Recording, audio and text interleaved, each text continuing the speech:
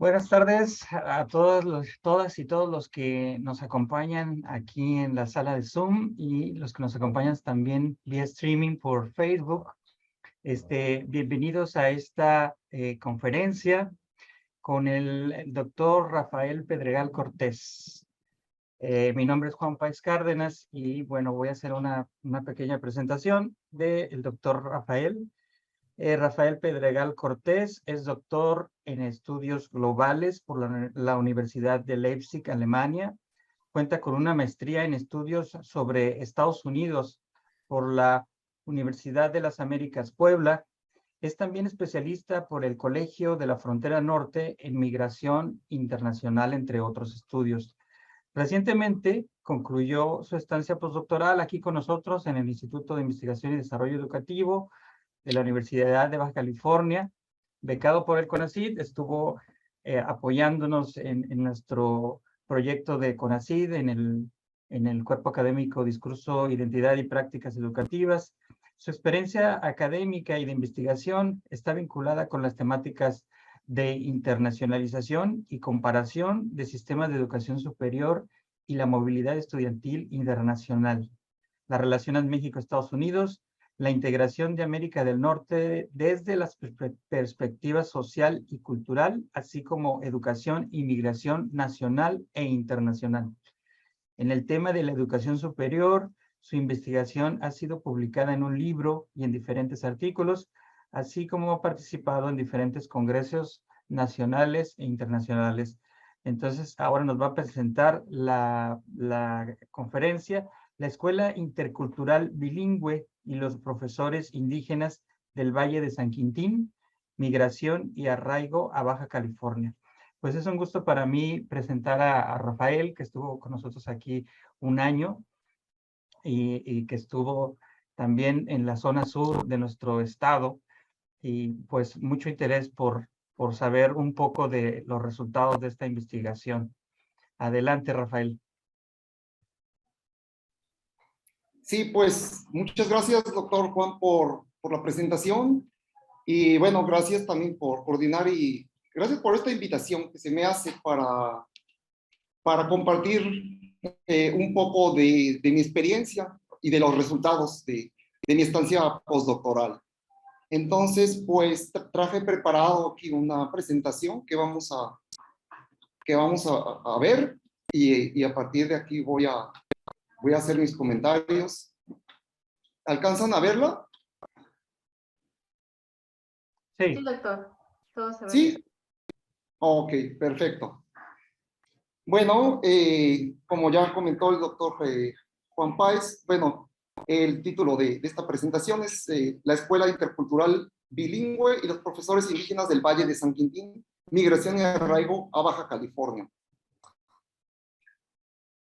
Este proyecto de investigación, bueno, digamos, esta ponencia o esta conferencia está basada en este proyecto de investigación que yo realicé aquí en el IDE y que lleva por título Trascendiendo Fronteras Múltiples, Flujos Migratorios, Diversidad Cultural y Educación Intercultural en la Escuela Indígena de Baja California, y que, bueno, está ligada al grupo de trabajo Otras Realidades de la Educación Indígena, Baja California, Grupos Nativos, Indígenas, Migrantes, No Indígenas y Retornados Internacionales. Entonces, que coordina el doctor Juan Páez y en la cual están diferentes académicos. Está la doctora Guadalupe Tinajero, está la doctora Daniela Rentería, el doctor Sergio Málaga, y yo me incorporé a este grupo para también desde mi propia perspectiva de investigación hacer mi aportación. Entonces, bueno, también quisiera comentar que esta investigación dio lugar a 3 productos de investigación, que son un artículo de investigación, uno individual, otro colectivo, junto con el doctor Juan Páez, y un capítulo de libro. yo principalmente para esta presentación me baso en el artículo individual porque se basa sobre todo en la cuestión de migración y de movilidad. El artículo colectivo es más hacia el arraigo, ¿no?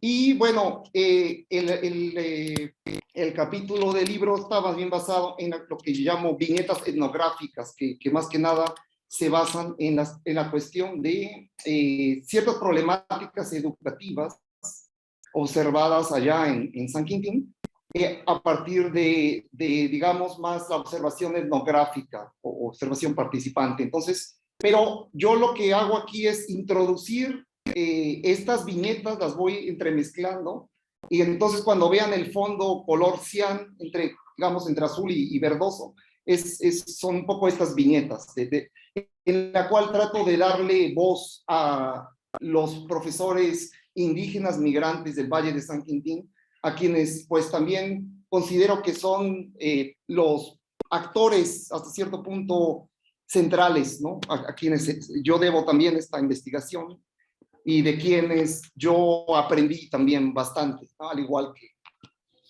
que se aprende también de lo documental. Bueno, la parte de campo es fundamental, ¿no?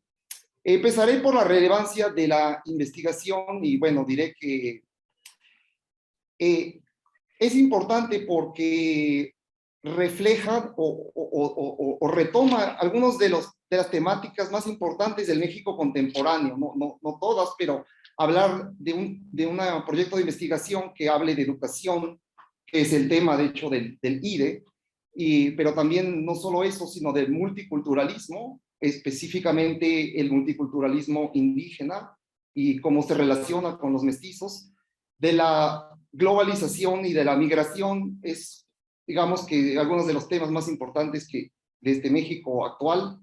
Y bueno, quisiera que aprovechar para hablar un poco de lo que es mi motivación para introducirme en este proyecto. Quiero decir que si bien yo, digamos que mi visión de la educación es más hacia la educación superior, aquí, y sobre todo la internacional, aquí algo que yo he trabajado mucho como tema de investigación es el de la migración.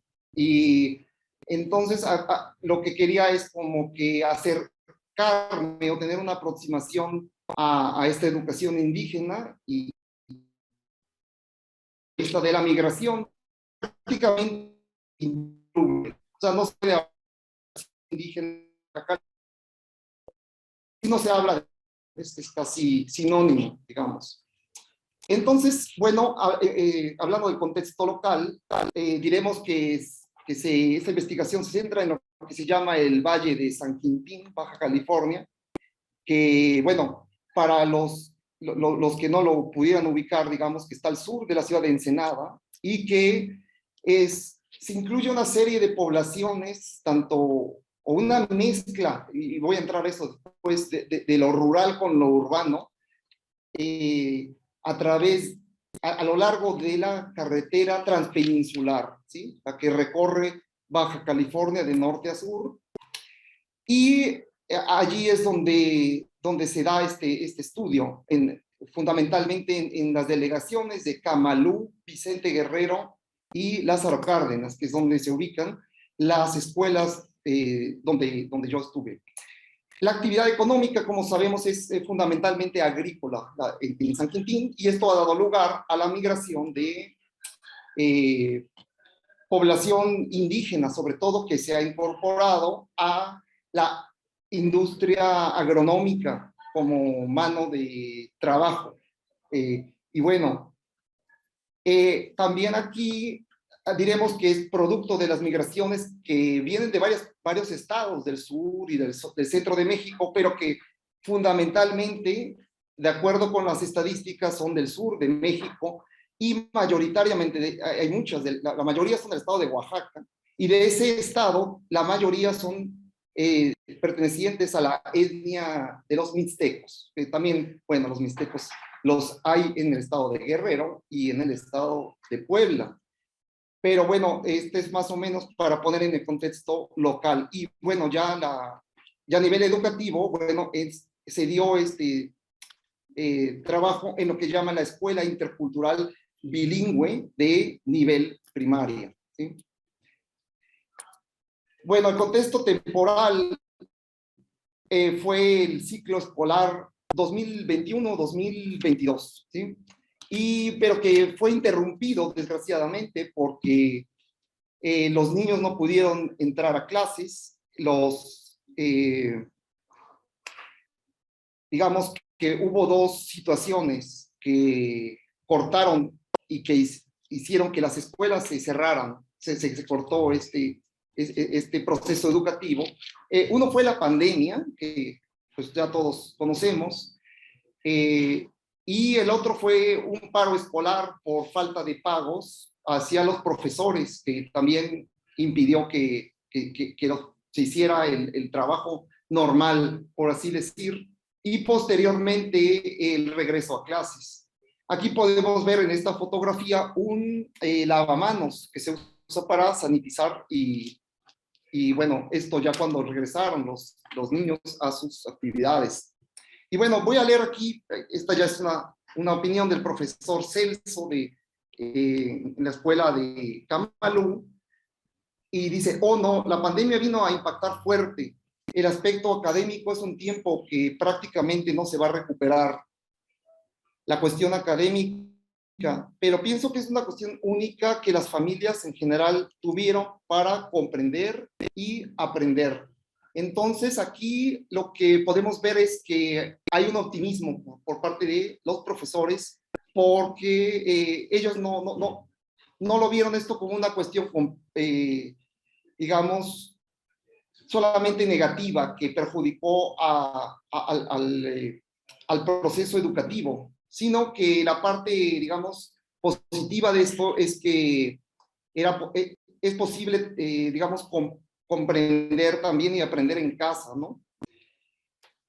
Bueno, el paro de labores que se dio, digamos, entre el 29 de octubre de 2021 y el 6 de febrero de 2022, justamente cuando ya se pensaba el regreso a clases, e incluso a veces en algunas escuelas que ya prácticamente iban a entrar, pues se vino este paro. Y yo llegué a entrevistar al profesor Juan Cirilo de la escuela Lázaro, de la escuela Juan Escutia, perdón, de la delegación Lázaro Cárdenas, el día después de que se levantó el paro. Por eso dice el profesor, ayer se levantó el paro, ¿sí? Sí, fue curioso, ¿no? Entonces, ¿cómo se dio esto, no? Otra opinión dice, no, el paro de labores de nosotros de esta vez fue simplemente no dar clases. El otro paro, eso fue toma de carretera, fue marcha de miles de personas caminando en la carretera, pero el problema fue aumento salarial. Mi gente también es brava cuando ya están cansados. Los policías enviaron un vehículo antimotines en una colonia que se llama La Triqui y allá despedazaron ese vehículo, dice el profesor Juan Cirilo.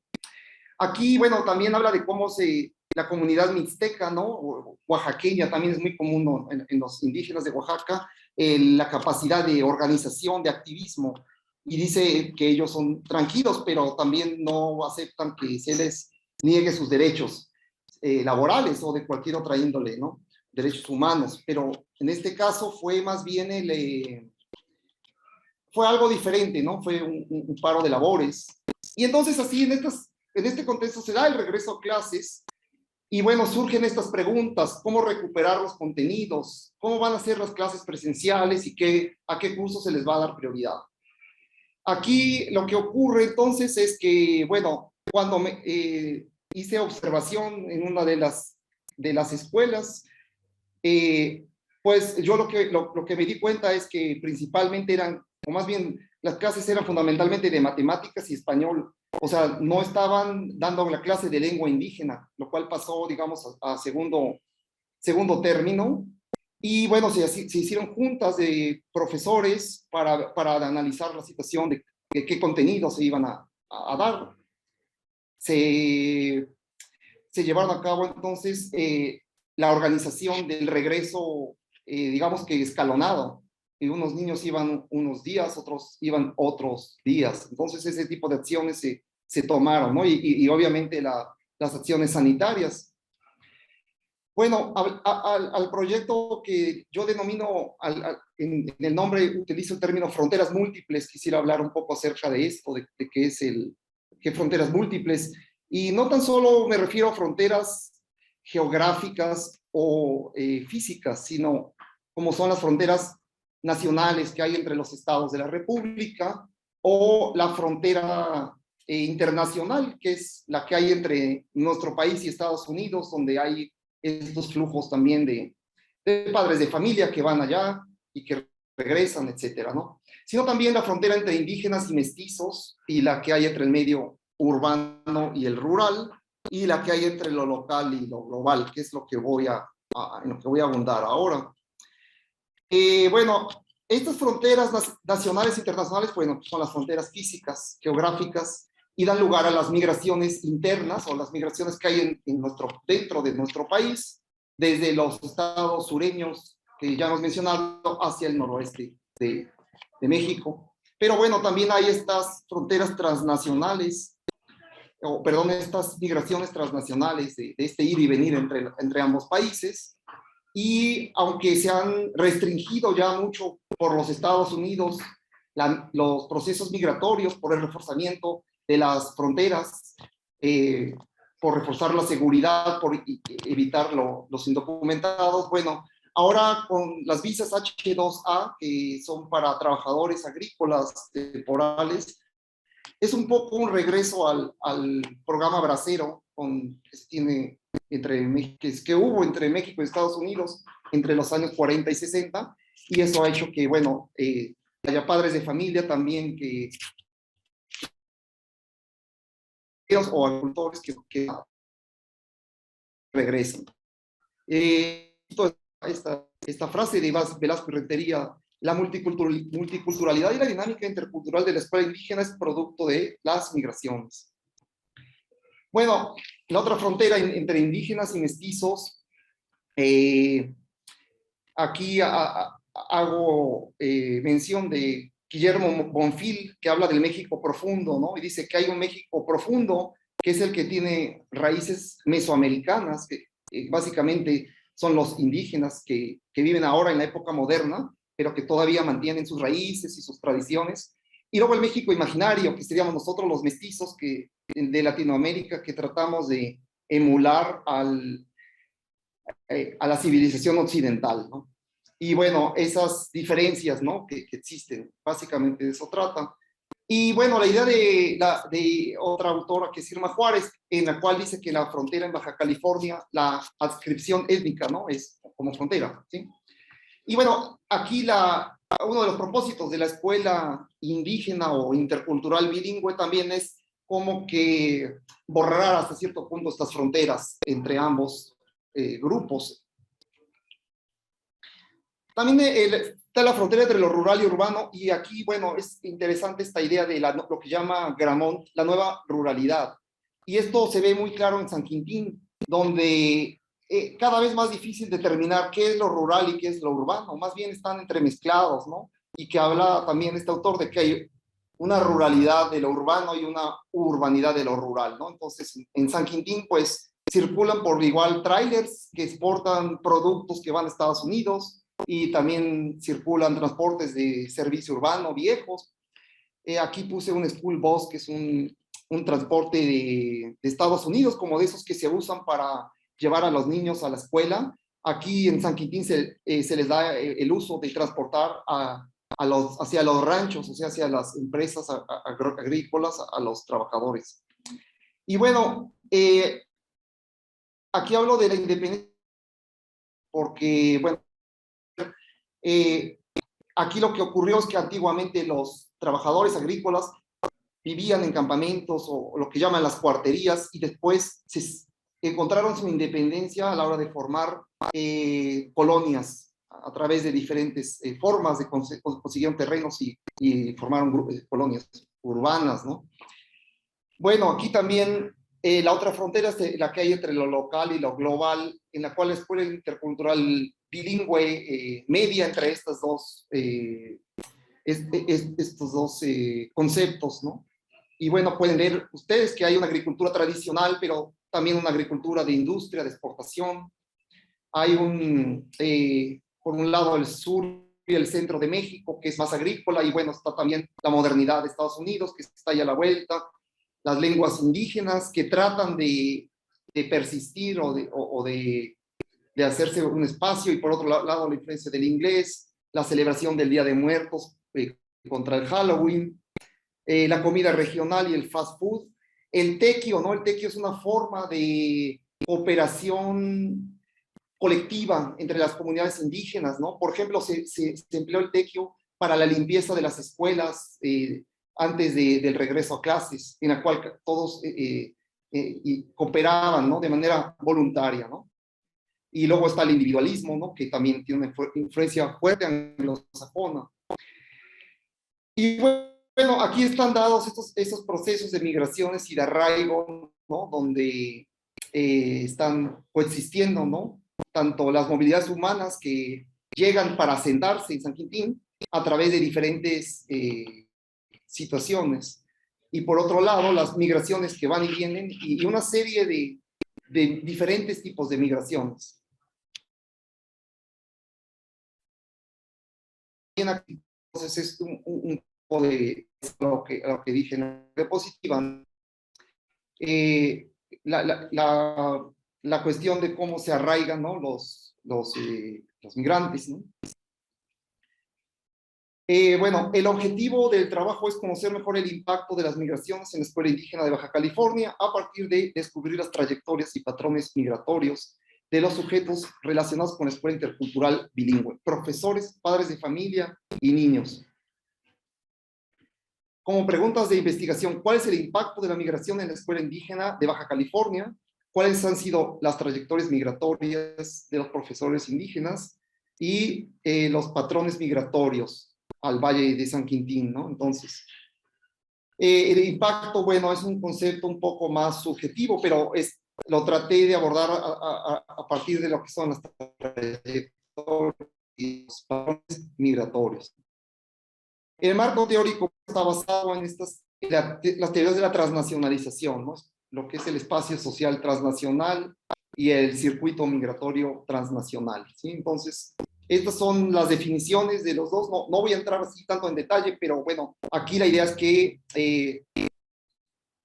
hay, bueno, diferentes autores que menciono aquí han tratado de pues también de estudiar que estos circuitos migratorios que se han dado entre el sur y el noroeste de México, es interesante, por ejemplo, Kearney, que habla de que el concepto de Oaxaca, California, como si fuera una sola región, lo que es Oaxaca y California, como que se extiende hasta allá toda esa misma región, y que está conectada pues a través no tan solo de cuestiones de las migraciones, sino también digamos, de lo simbólico, ¿no? De la cultura, de las raíces, de una serie de elementos, ¿no? Entonces, bueno, aquí es un poco cuál fue mi idea, ¿no? En cuanto ya tratar de dar una aportación personal, ¿no? Porque el circuito migratorio transnacional yo me di cuenta que estaba pues muy aplicado a cuestiones de los agricultores o los jornaleros, y por otro lado, cuando se hablaba de estudiar la cuestión ya de la educación indígena, como que se enfocaba más bien hacia las prácticas culturales. Bueno, sí se habla de migración, como digo, no se puede dejar de hablar de la migración, está implícita, pero aquí es un poco más de este aspecto de circuito migratorio, de circulación, y no tan solo de personas, sino también de lo que conlleva esas migraciones de personas, como los bienes materiales e inmateriales, la información, etcétera, ¿no? Entonces, pues en este esquema, ¿no? Por otro lado, la escuela intercultural bilingüe hace las veces de un espacio social transnacional. Aquí en este caso está como más, digamos que delimitado por el espacio de la escuela, pero la escuela tiene conexiones con diferentes localidades ubicadas en puntos remotos, ¿sí? Que están tanto en México como en Estados Unidos.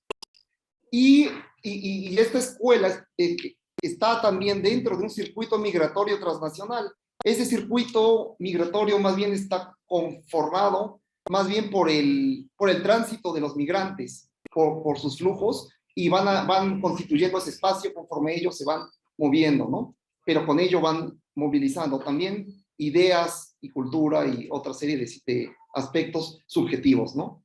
Entonces, bueno, a partir de esto, bueno, la idea era tratar de construir, pues, una tabla en la que, pues, estas serían, digamos, las categorías de análisis, ¿no?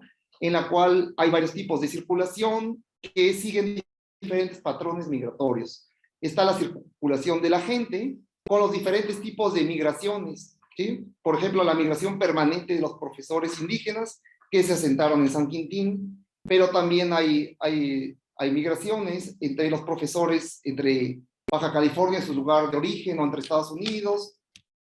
Los padres de familia también migran de sus lugares de origen hacia Baja California o también hacia Estados Unidos, y con ello la migración de los niños, ¿no? Que son los estudiantes. Y bueno, esto también se puede ver que ya no nada más desde el punto de vista humano, sino desde el punto de vista de otros aspectos. Está la circulación de bienes tangibles e intangibles. Y aquí, bueno, son patrones que más que migratorios, bueno, serían más bien circulatorios, porque aquí lo que circula es lenguas, lo que circula son creencias, capitales, inversión, y empresas. Aquí hay errores, circulación de cultura también, ¿no? Y por otro lado, la circulación de información y conocimiento, que da lugar a, bueno, a información, comunicaciones, saberes, que es lo que vamos a ver un poco, ¿no? Bueno, la metodología, bueno, me basé en libros, artículos especializados y tesis también, que fueron valiosas. Entrevistas semiestructuradas a 5 profesores de origen indígena, 4 de origen mixteco y 1 de origen zapoteco, en las colonias o delegaciones que ya mencioné. Y solamente por cuestiones de la cuestión de pandemia, una observación participante que se hizo, que esto es lo que da lugar al trabajo etnográfico, en la colonia Triqui de Vicente Guerrero, en una escuela primaria. Hubo una observación a una clase de matemáticas y la hora del recreo y una serie de elementos que yo pude observar ese día.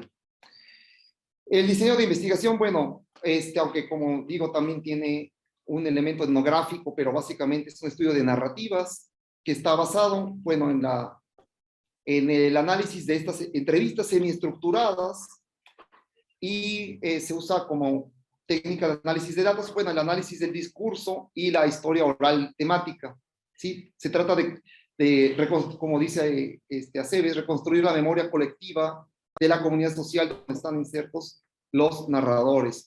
Y aquí esta comunidad social, bueno, es también una comunidad transnacional, porque acuérdense que conecta, digamos, a personas que están en otros estados distantes como Oaxaca, Chiapas, Veracruz o Guerrero, con Baja California o con Sinaloa o con los Estados Unidos, etcétera, etcétera, ¿no? Bueno, el desarrollo de la investigación, bueno, sería ya estos patrones migratorios o circulatorios relacionados con la escuela indígena de San Quintín. Entonces, primero veríamos lo que son las migraciones permanentes de los profesores indígenas que se asentaron en San Quintín. Y bueno, ¿por qué y cómo migraron? Entonces, esta es una pregunta importante. Bueno, a través de redes migratorias de parentesco, paisanaje, ¿no? No necesariamente todos tenían parientes en Baja California, pero el hecho de que compartieran un mismo grupo étnico, como es el grupo mixteco, ¿no? Básicamente es el que yo estudié, los hace que puedan establecer redes migratorias. Pero bueno, también aquí lo que llaman el efecto pull-push, ¿no? O sea, hay unos estados del sur de México con problemas económicos, con carencias, con marginación, y donde no hay trabajo, etcétera. Voy a abundar de esto más adelante. Y por otro lado, en Baja California hay, como ustedes saben, bueno, la situación fronteriza de este estado, permite la oferta de trabajo para reclutar personal docente externo, ¿sí? Esto es fundamental.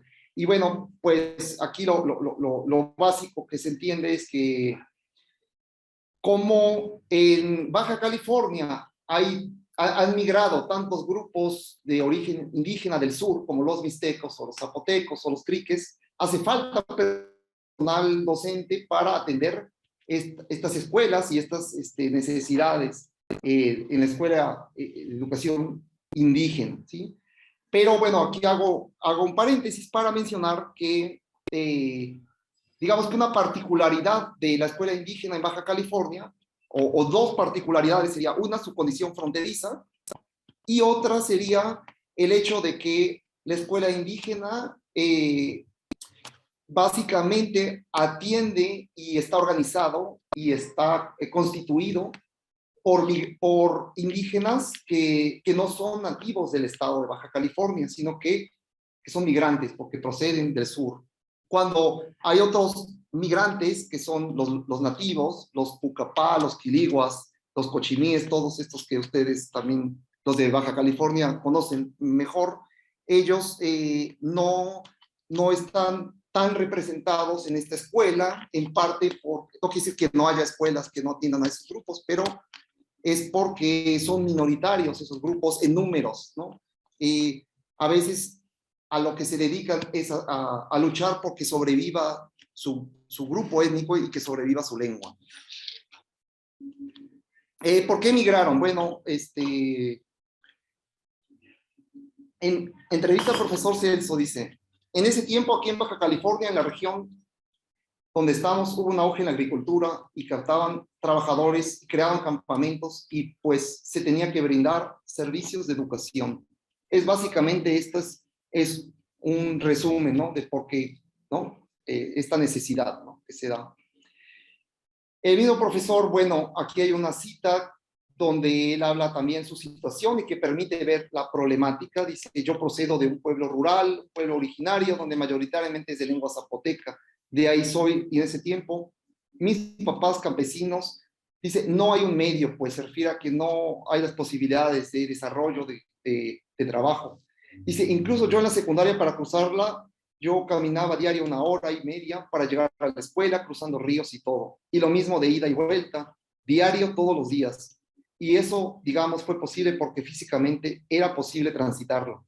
Pero ya de ahí las escuelas de nivel medio superior, pues ya no había ese acceso, había que trasladarse a una ciudad más cercana, donde hay que pagar renta, hay que pagar transporte, hay que pagar colegiatura, lo que en ese momento era imposible. Bueno, sin embargo, sí fue posible, ¿no? Porque no hay imposibles para estos profesores que, bueno, gracias, por ejemplo, aquí a la CONAFE, él se convirtió en instructor comunitario y logró migrar a Baja California hasta que después estudió y bueno, todo es todo un proceso, ¿no? de escalamiento social. Las migraciones permanentes de profesores, bueno, tienen que ver también con una cuestión de identidad, ¿no? Y la identidad de ellos es baja californiana, pero también es oaxaqueña, porque ellos tienen sus raíces también. Y esto es lo que llaman el proceso de nativización, es decir, los migrantes que ya tienen mucho tiempo como ellos se asumen como locales y ven a los de más reciente migración como los foráneos, ¿no? Es un poco curioso. Dice, esto también me llamó la atención, dice el profesor Juan Cirilo, ya vio cómo está el camino, está terrible, cuando llueve no se puede, yo me cambié de carro por lo mismo, porque por el que tengo aquí, el guindita es 4x4, porque cuando llueve es terrible.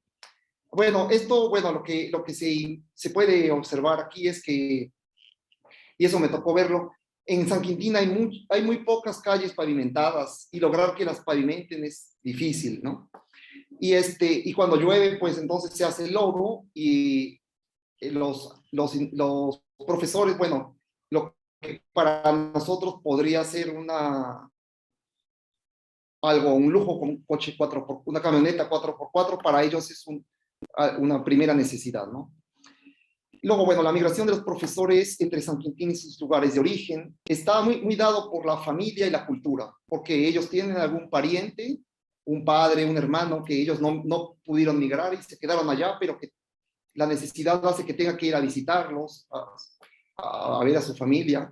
La cultura es algo que siempre tienen ellos presentes, aún en San Quintín, pero que de todos modos ellos consideran que está allá, ¿no? Entonces, esta frase es muy buena porque refleja, ¿no? Nací allá, pero no he regresado. Pues aquí me formé, pero no olvido mis raíces, ¿no? O sea, parece un poco como hasta como un poco una paradoja, ¿no? Alguien que no ha regresado, pero que no olvida sus raíces, sin embargo, las raíces están presentes, ¿no? Bueno, también los profesores, como ya tienen también un trabajo fijo, permanente, no tienen la necesidad de ir a Estados Unidos a trabajar, ¿sí? No tienen, ya no van a migrar, ¿no? Sin embargo, al revés, hubo profesores que quisieron migrar a Estados Unidos y como ya no pudieron ir, se quedaron en Baja California y se arraigaron allí. Y está el caso también, por ejemplo, de los mixtecos, que forma, dice Kearney, una identidad pan-mixteca, ¿no? O sea, los mixtecos están en México, desde el sur hasta el norte, pero están en Estados Unidos como un grupo muy numeroso. Y eso crea también conexiones y facilita las redes migratorias, ¿no? El envío de remesas, las comunidades transnacionales, ¿no? Las lenguas indígenas, dicen, son valiosas como el inglés. O sea, cuando los profesores van a Estados Unidos, se dan cuenta que porque como el inglés extranjero, que es otra lengua, ¿no? Al español, y se le da tanto peso, tanto valor, pero que sus propias lenguas en México no se les valora por igual, ¿no? Lo que ocurre es que hay un cambio en el tipo de migración, de residencia y de actividad económica. Los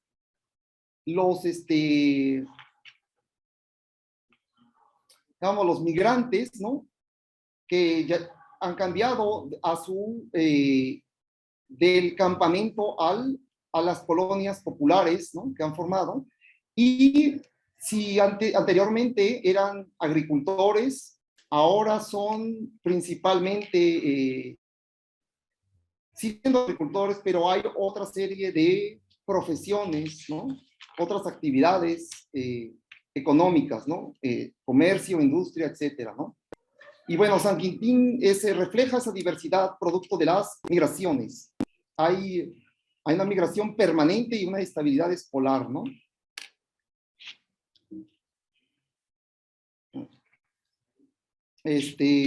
Bueno,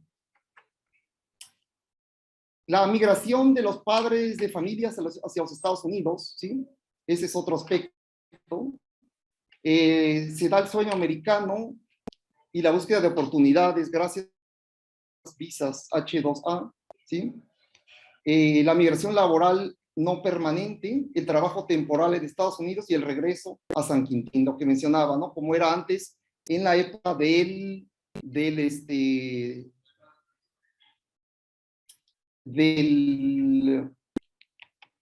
proyecto, del programa Bracero, perdón. La perspectiva de los profesores hacia la migración es ambivalente, o sea, ¿qué es lo que ellos quieren, no? O qué piensan de esta migración de los padres de familia hacia Estados Unidos?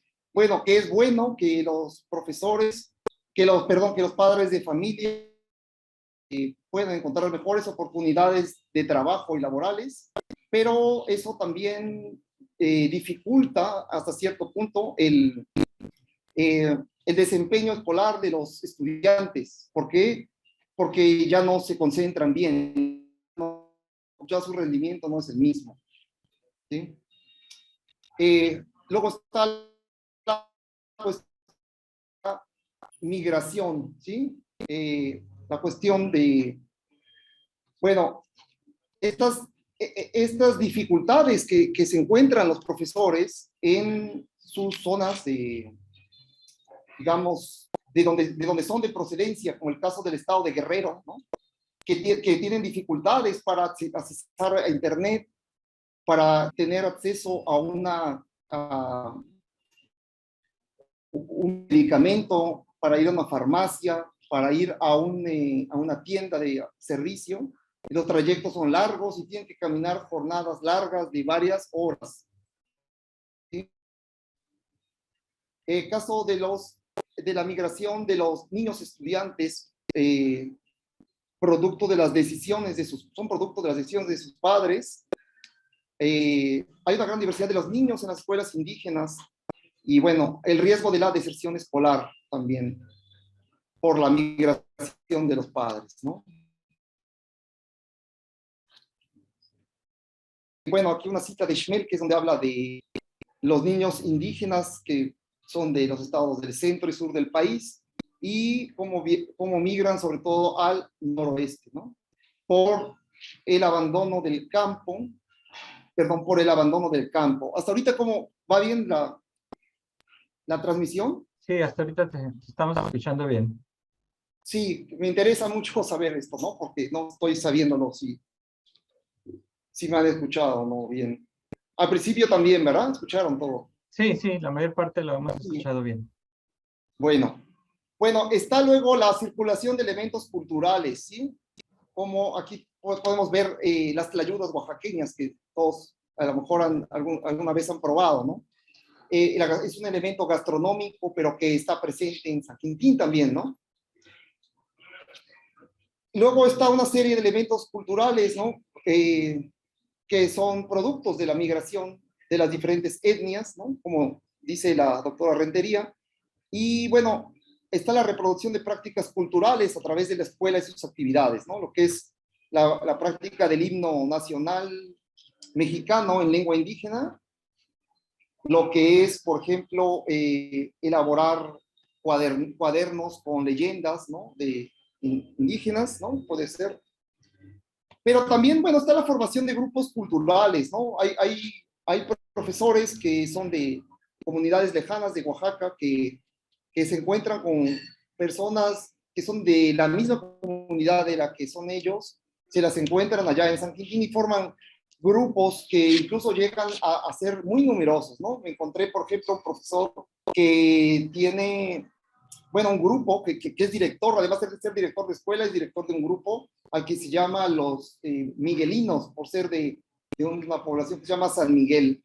Y allí, bueno, dice que son entre familiares y paisanos, entre alrededor de 100 personas, ¿no? Y bueno, también está la reproducción de las tradiciones como los bailables, ¿no? Etcétera, ¿no? Aquí en esta población que es Vicente Guerrero, bueno, hay